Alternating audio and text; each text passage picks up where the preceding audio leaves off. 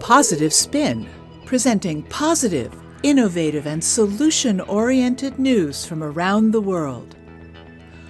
On today's show, we present the United Nations Year in Review, featuring highlights of the UN's accomplishments and challenges in 2013. Then we feature a preview of a television documentary focused on the lesbian, gay, bisexual, transgender movement in the United States, entitled Stonewall, the Movement. Each year, the United Nations Department of Public Information produces a special video presentation entitled The Year in Review.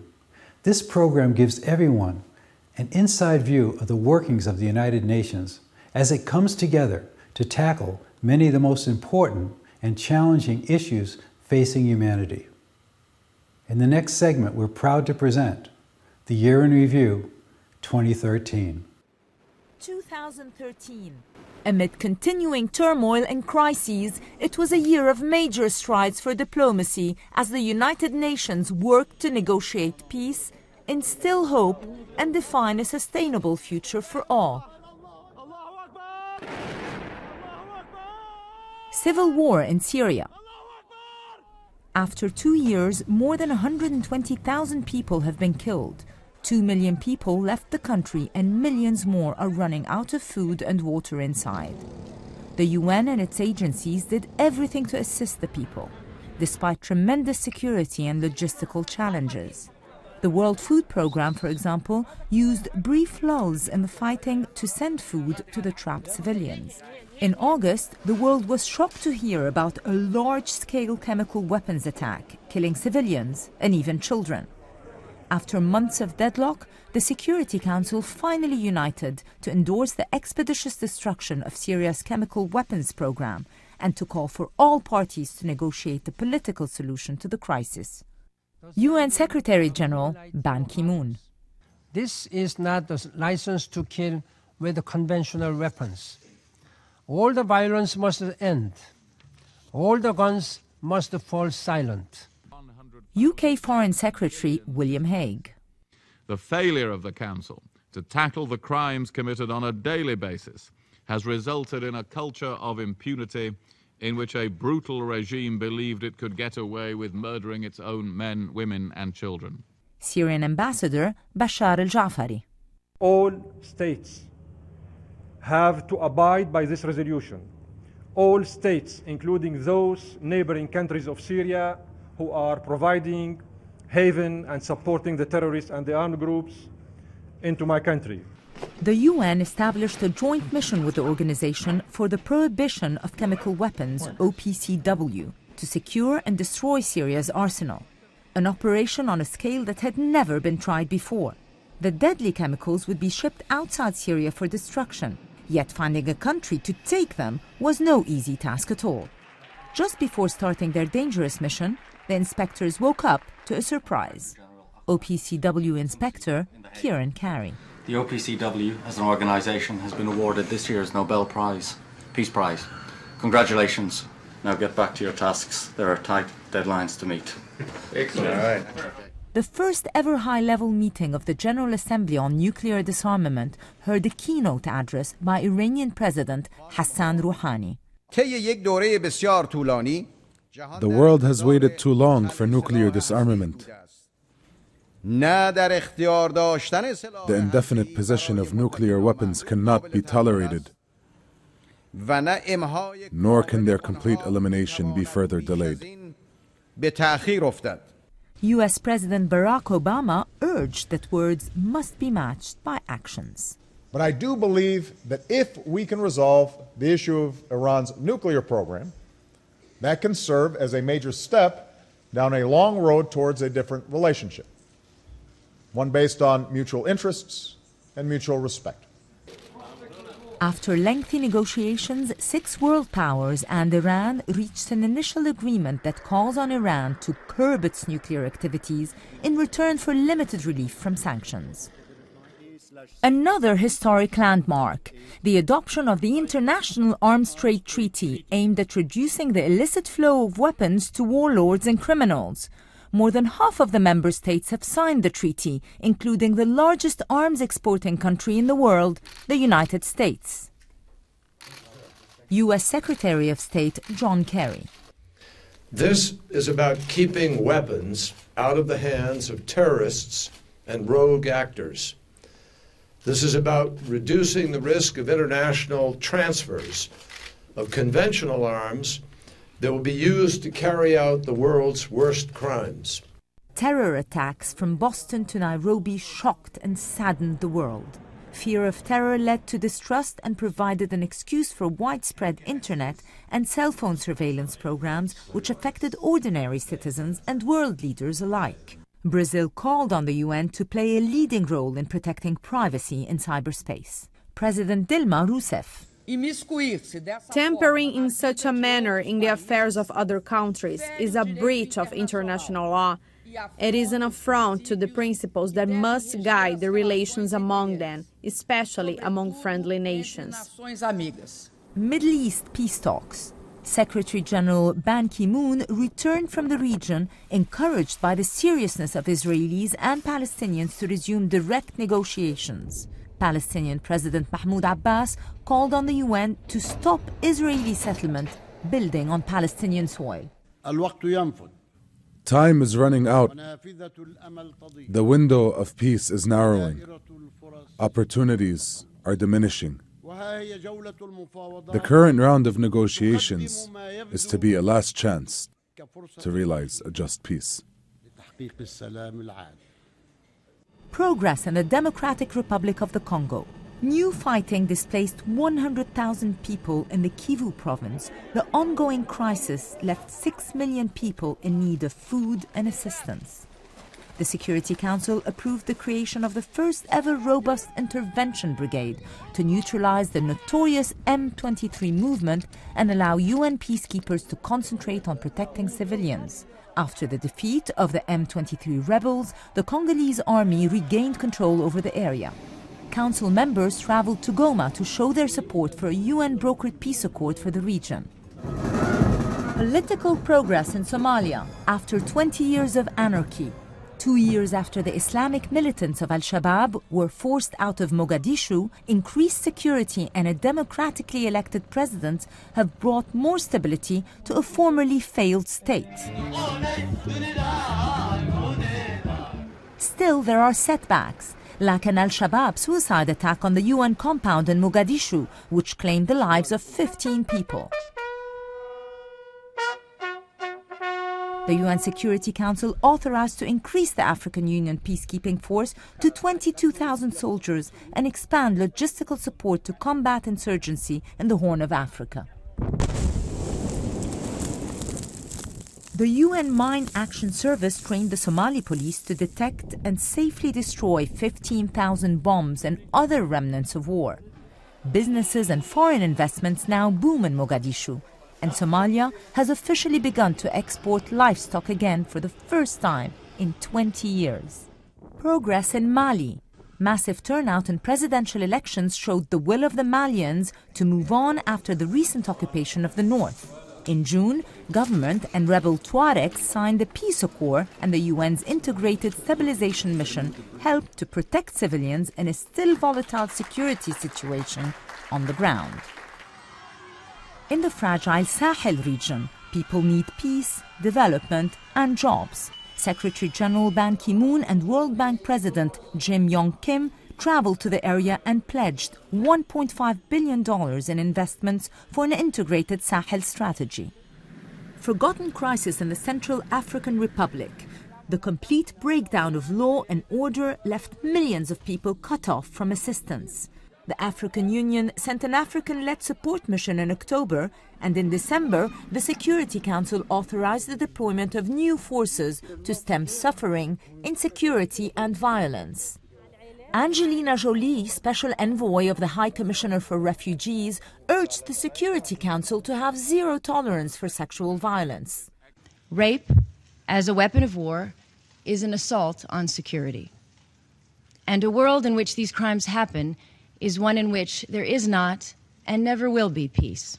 Special Representative on Sexual Violence in Conflict, Zainab Bangura. Today, it is still largely cost-free to rape a woman, child, or man in conflicts. Sexual violence has been used through the ages precisely because it is such a cheap and devastating weapon. Women and girls are raising their voices for their rights. Malala Yousafzai, the Pakistani girl who was shot by the Taliban a year ago for claiming her right to go to school, celebrated her 16th birthday, now called Malala Day at the United Nations. Let us pick up our books and our pens. They are our most powerful weapons. One child, one teacher, one book, and one pen can change the world. Tragedy in the Mediterranean. Hundreds of African migrants died when their ship sank near the island of Lampedusa. The UN General Assembly adopted a resolution to call for countries to protect the human rights of migrants and stop abuse and exploitation. Progress against hunger. 20 million people reached food stability in 2013, yet 1 in 8 humans still faces chronic hunger. And yet each year, according to a UN report, more than 1 billion tons of food goes to waste, worth $750 billion, the equivalent of the GDP of a developed country. Happy World Toilet Day!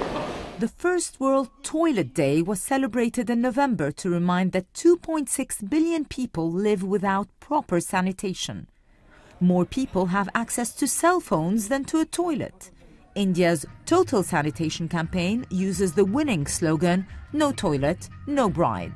When my mother and my father decided about the marriage, they checked first whether there was a toilet at the groom's house. Roughly a third of the world's countries have reached the Millennium Development Goals to reduce poverty and hunger. A new development agenda is emerging to set sustainable goals with respect to the environment and social justice. The biggest typhoon ever recorded in history hit the Philippines and left a trail of death and destruction. Whole cities were wiped away. Thousands of people lost everything they had. 3 million people need shelter. The World Food Programme set up a logistics base to airlift food and supplies. UNICEF and other UN agencies created relief hubs to reach as many people as fast as possible. With so many underfunded emergencies in the world, the relief agencies are stretched to the max to deliver. A small breakthrough at the UN Climate Change Conference in Warsaw. We can fix this. We can stop this madness right now, right here. Rich and poor countries fought hard for a consensus on how to finance recovery from climate disasters. Much more needs to be done to achieve the goal to keep global temperature rise below 2 degrees Celsius. Sad news from South Africa. Former president and anti-apartheid hero Nelson Mandela passed away in December. His legacy inspires the whole world. We feel especially honored and privileged to have the possibility today to stand at this particular place, to speak to all of you who represent the peoples of the world. Then and now, only united, nations can find solutions to the problems that affect them all. We speak often of hope. Our duty is to turn hope into action through hard work, commitment, skill, and integrity. With passion, but most of all, with compassion, we can build the future your people want and that our world needs. All of the movements for civil and human rights in the United States had their recognized leaders. From Martin Luther King to Cesar Chavez to Gloria Steinem to Russell Means and Dennis Banks, Dr. Heng S. Noor, and Harvey Milk. However, all of these movements had many more people central to their development. Unfortunately, many of these people are lost to history, and more importantly, they're lost to the next generation of young activists. To address this issue, a brand new documentary entitled Stonewall, the Movement, will give focus to many of the people in the lesbian, gay, bisexual, and transgender movement. This important documentary is scheduled to air on Free Speech TV later this year as a special program of Positive Spin Television. In the following segment, we see a preview of Stonewall, the Movement.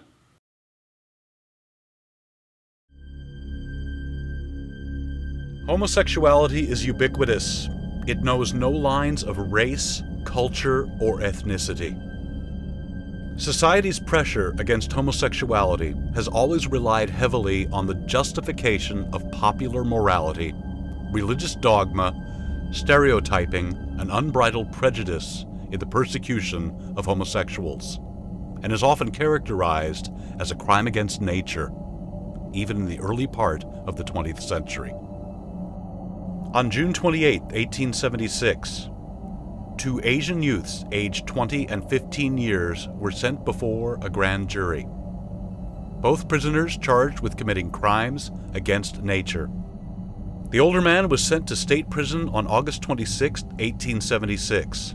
Length of sentence unknown. The younger man was discharged. Don't you have enough? Don't you have enough?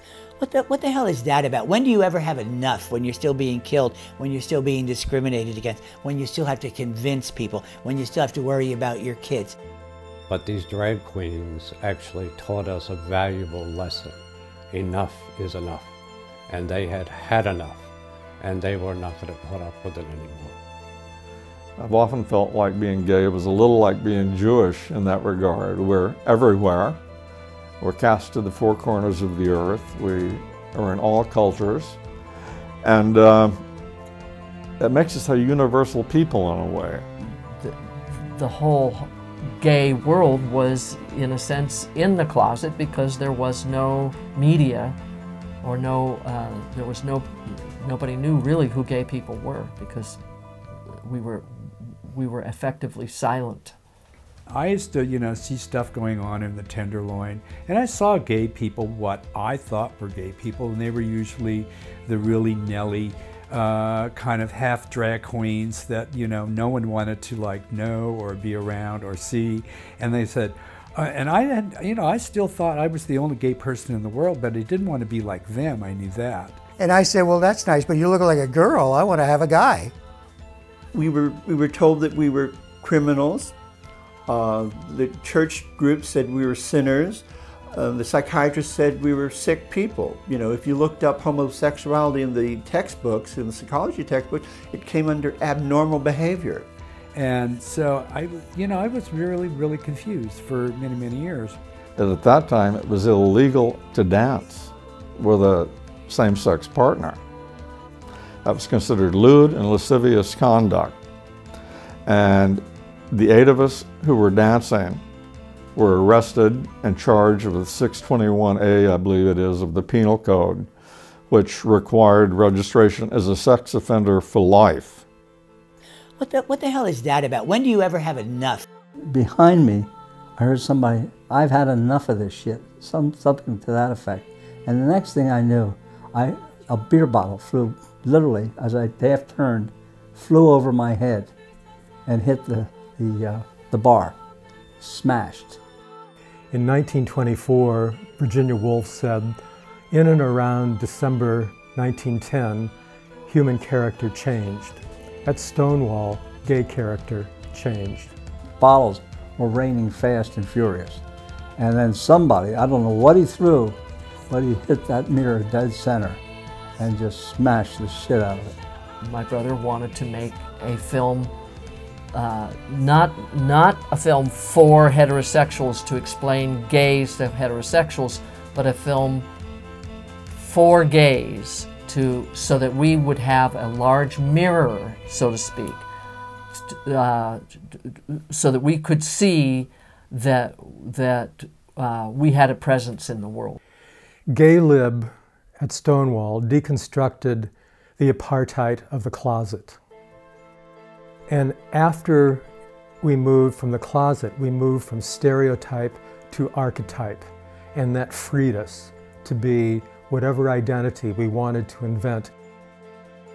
I would go up to strangers on the streets of San Francisco and say, "Hi, my name's Sally Gerhardt and I'm a lesbian." I was so pleased at being able to utter that word aloud because Texas has very dark closets. Well, they're dark all over. In fact, in being the editor of that magazine, I found that in going out and finding what was going on and then bringing back and reporting on it in Drummer, that Drummer became a magazine that helped create the very gay culture that it reported on. Actually, there were 7 of us. We called ourselves the Violet Quill Club.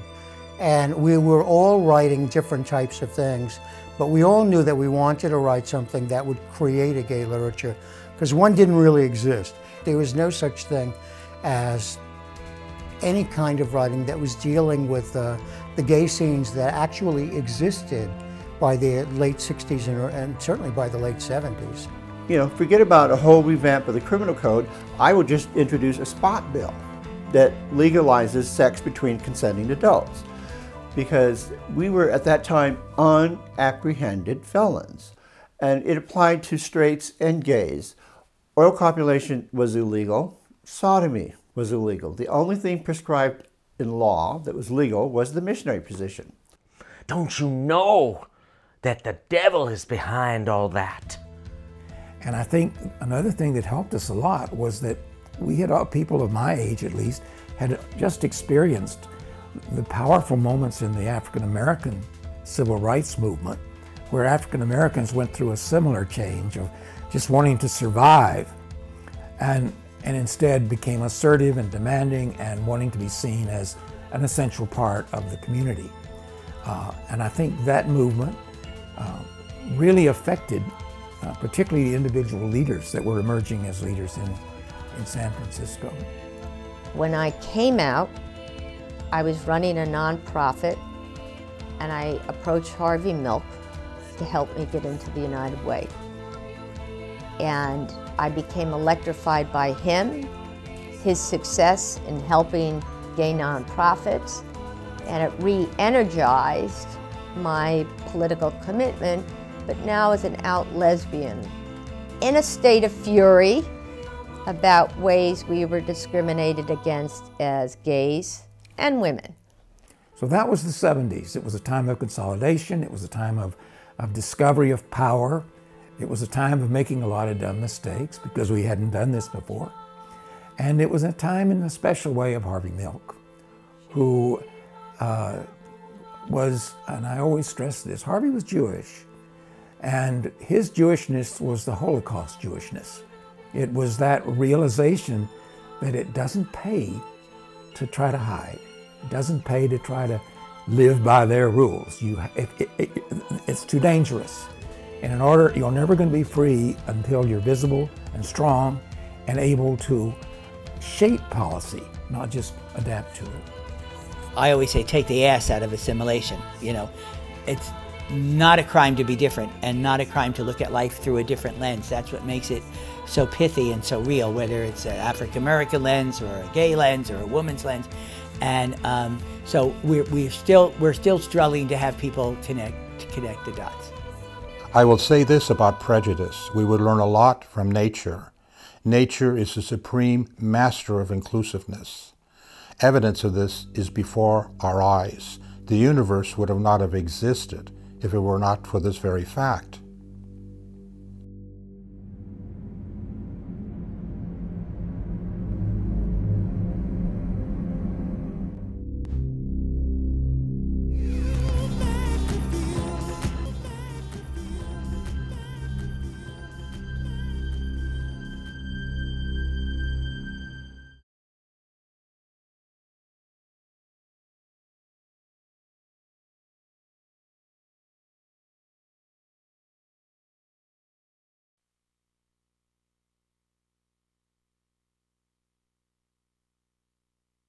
Well, I think that the People's Parliamentary Assembly is a very good idea, and we do need to have that party established and speaking at the United Nations, because that'll be the voice of the people.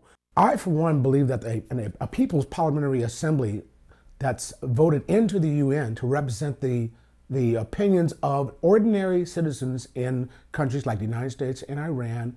I think that that would help address issues that are not addressed presently by the United Nations, because there's so many times they're only representing the government's view or the corporate's view. I believe that we should establish the People's Parliamentary Assembly, especially for indigenous peoples, so that they will have a voice and a vote in world issues. Today, while we talk about the People's Parliament Assembly, we really need your help and support to that the peoples of Taiwan, their voice can be heard and they have the right to vote.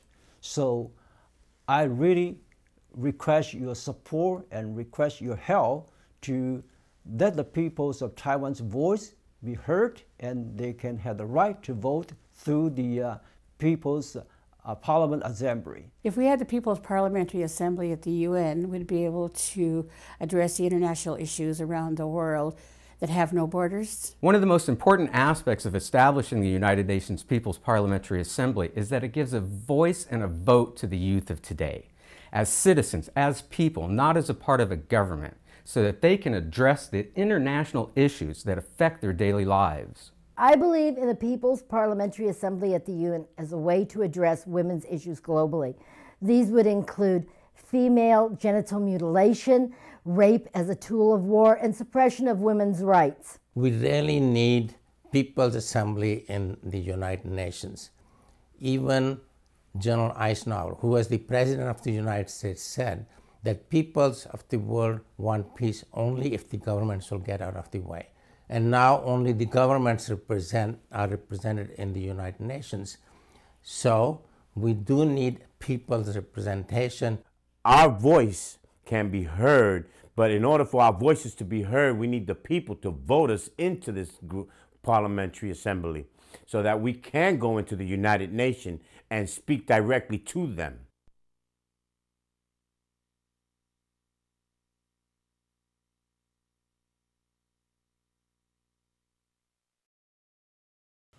Well, that's our show for today. We hope this program has inspired you to take action in your local community to create a better world.